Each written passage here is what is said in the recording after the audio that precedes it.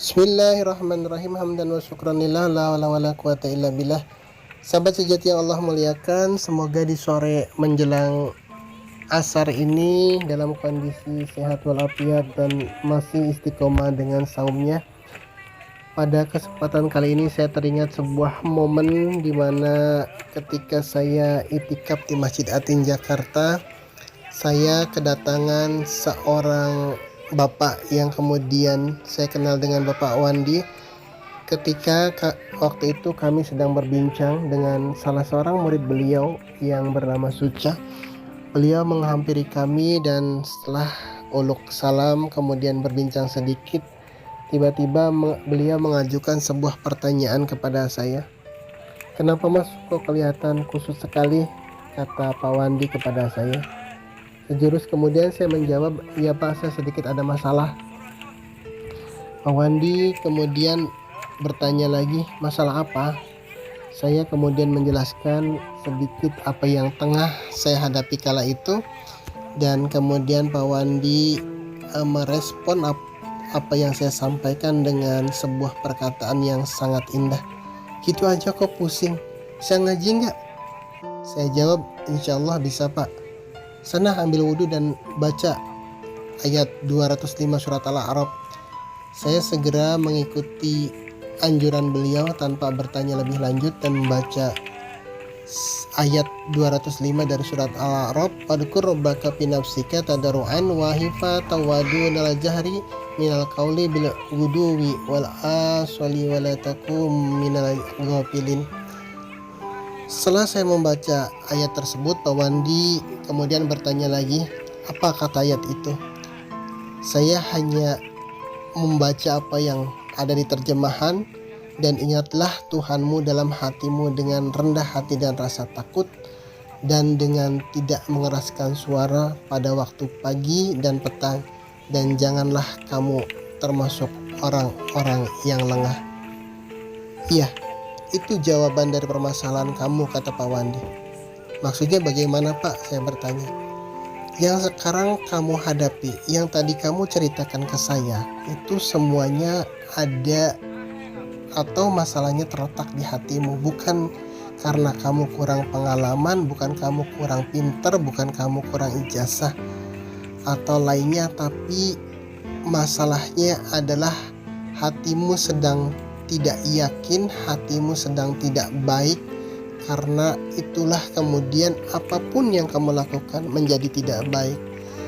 Saya kemudian merenung sejenak, mendengarkan dan meresapi apa yang Pak Wandi sampaikan. Sebelum saya sempat menjawab, Pak Wandi melanjutkan, "Begini Mas, ketika hatimu tidak baik, ketika hatimu gelisah, ketika hatimu galau, ketika hatimu gak yakin, itu akan ditangkap oleh orang yang melihatmu.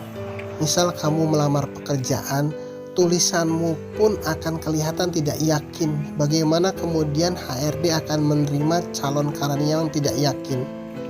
Ketika kamu mau usaha dengan orang lain, sementara apa yang kamu ucapkan menyiratkan ketidakyakinan, bagaimana orang mau bekerja sama denganmu? Jadi itu yang harus kamu perbaiki. Kamu dalam 1-2 bulan ini tidak perlu mengerjakan apapun.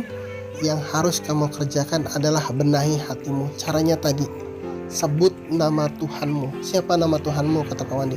"Allah Pak." "Ya, sebut asma Allah dalam hatimu sepanjang waktu, semampumu, kapanpun dan dimanapun. Cukup itu saja," kata Pak Wandi menasihati saya.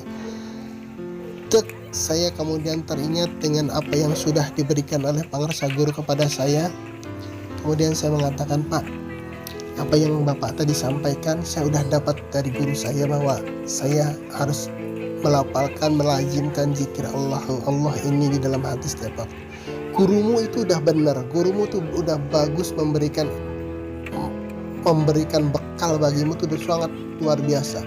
Tinggal kamu sekarang ikuti apa yang perintahkan gurumu. Insya Allah dalam waktu yang tidak terlalu lama kamu akan tahu jawaban dan solusi terhadap masalah apapun yang kamu hadapi."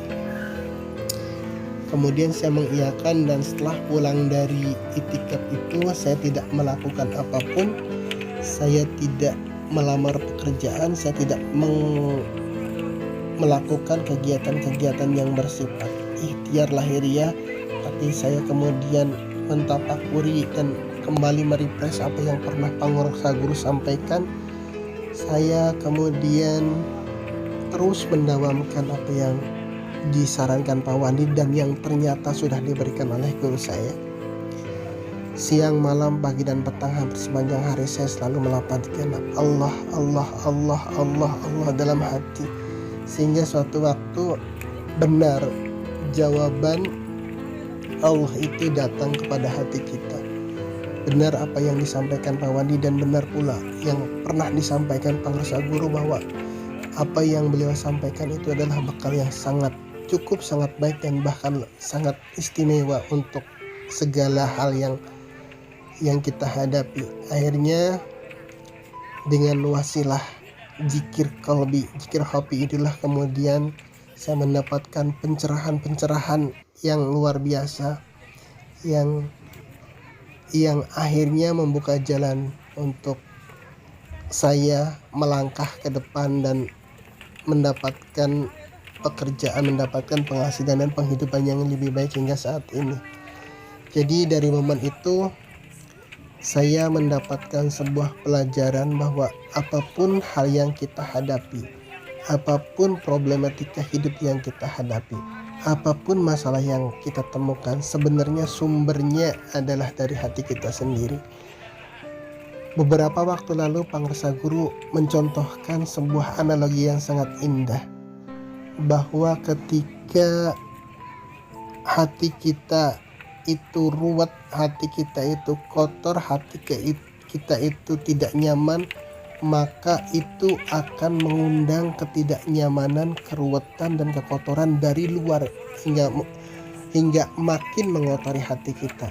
Seperti ketika kita menyediakan tempat sampah, bak sampah, maka tanpa diundang pun orang yang lewat, orang yang kebetulan pegang sampah akan dengan serta-merta melempar sampah itu ke tempat sampah yang sudah kita siapkan.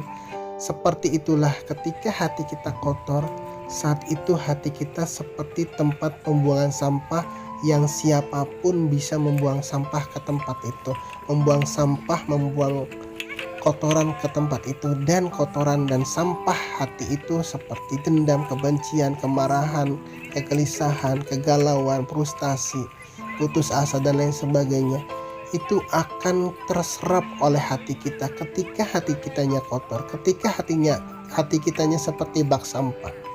Karena itu Pangursa Guru dengan sangat indah mengajarkan tidak perlu memarahi orang yang membuang sampah ke dalam hati kita, cukup bersihkan hati kita, cukup benahi hati kita.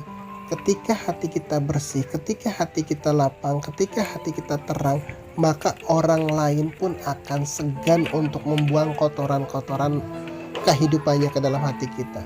Mereka akan dengan sendirinya tidak akan membuang sampah, tidak akan mengotori hati kita. Itu kuncinya. Jadi jangan pernah menyalahkan lingkungan, jangan pernah menyalahkan orang lain, jangan pernah menyalahkan apapun selama hati kitanya sendiri masih menjadi tempat sampah yang memungkinkan orang lain membuang kotoran ke dalam hati kita.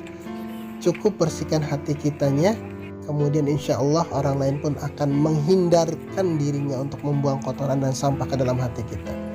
Dan sebaik-baik pembersih hati adalah zikrullah. Tadi salah satunya adalah apa yang disiratkan, diajarkan dalam ayat 205 surat Al-A'raf itu, sebut nama Tuhanmu dalam hatimu. Billahi taufiq wal hidayah. Wassalamualaikum warahmatullahi wabarakatuh.